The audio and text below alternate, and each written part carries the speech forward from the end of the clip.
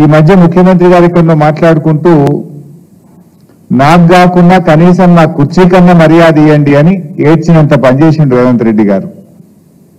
మరి ఆ మర్యాద దక్కాలంటే నువ్వు మర్యాదగా వ్యవహరించాలి, నీ భాష మర్యాదగా ఉండాలి, నీ శైలి, నీ వ్యవహార శైలి మర్యాదగా ఉండాలి, నీ నడవడిక మర్యాదగా ఉండాలి. అప్పుడు నీకు మర్యాద వస్తుంది. మాట్లాడేటివన్నీ బూతులు, చెప్పేవన్నీ అబద్ధాలు, ఇక మర్యాద రమ్మంటే ఆడికేలు వస్తుంది రేవంత్ రెడ్డి గారు నీకు.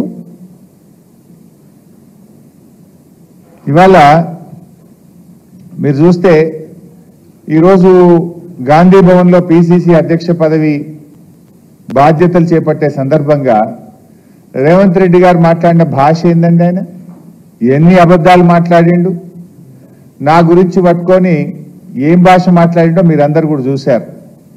తాటి చెట్టు అంతా పెరిగిండని, దూలమూల పెరిగిండని, దూడకున్నంత మెదడు లేదంటాడు, సన్యాసి అంటాడు, ఏడదాక్కున్నాడు అంటాడు. నాకు మాట్లాడరాకనా?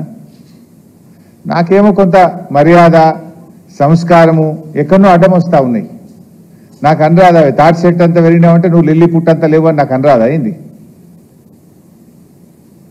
నువ్వు నన్ను సన్యాసి అంటే నిన్ను సన్యాసి అనడం నాకేమైనా పెద్ద కష్టమైన పని? అది నువ్వు పదే పదే నా ఎత్తు గురించి దుర్భాషలాడుతూ ఉన్నాడు ఆయన.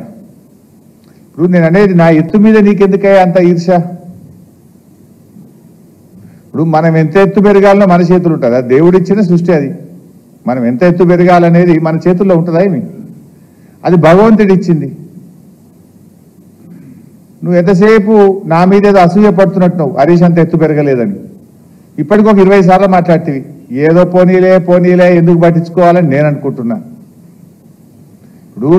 ఇప్పుడు నా గురించి ఎంత తిట్టినా, నా ఎత్తు గురించి నువ్వు ఎంత మాట్లాడినా, నువ్వు ఎంత దానిలాడినా ఇప్పుడు నా అంత ఎత్తు నువ్వు పెరగలేవు. అయిపోయింది నీ పని, నువ్వు పెరగలేవు, నువ్వు గంటే ఉంటావు.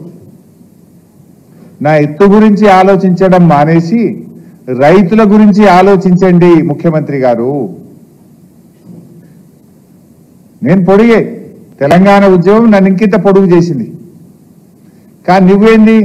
నీ బుద్ధి కురచ, నీ చరిత్ర కురచ, నీ భాష కురచ, నీ కురచతనం వల్ల కలిగిన ఆత్మన్యూన్యతా భావం వల్ల పదే పదే నువ్వు నా పొడుగు గురించి మాట్లాడి నువ్వు నీ విలువ నువ్వు తగ్గించుకుంటున్నావు. రేవంత్ రెడ్డి గారు బంద్ చేయి, ఊకే చిల్లర మాటలు బంద్ చేసి రైతుల గురించి ఆలోచించు, రాష్ట్రం గురించి ఆలోచించు, ప్రజల గురించి ఆలోచించు, ప్రజలకు ఏం చేయాలనో ఆలోచించు.